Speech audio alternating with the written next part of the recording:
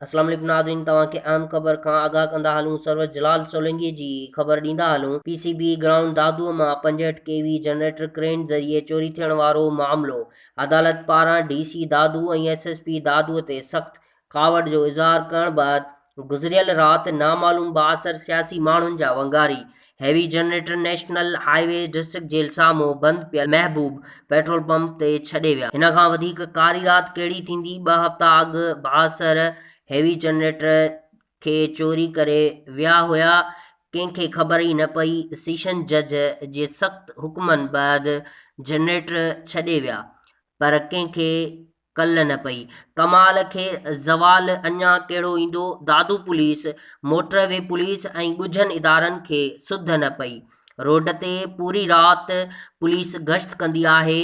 कुझु ॻोह में बाअसर चोर जनरेटर बग़ैर ख़ौफ़ ख़तरे छॾे विया। शायदि चोर जनरेटर खे कंहिं ब्रीफ केस में खणी आया हुआ। यादि रहे त अदालत केस जी ॿुधणी 26 अक्टूबर ताईं मुलतवी कंदे इंतिज़ामिया खे हिदायतूं जारी कयूं। जनरेटर चोरीअ जी मुकमिल रिपोर्ट ऐं सरकार जे फ़रियाद ते केस दाख़िल कयो वञे। ॿी सूरत में जनरेटर चोरीअ जी जांच कंहिं ॿिए ज़िले जे पुलिस ऑफिसर खे ॾिनी वेंदी। ज़िले इंतिज़ामिया खे अदालत 26 अक्टूबर ते अदालत में पेश थियण खां हिकु ॾींहुं अॻु हैवी जनरेटर बग़ैर चोरनि जे ज़ाहिर थी वियो आहे। सूमर ॾींहुं दादू सेशन जज जी अदालत में वॾो ममण मचंदो।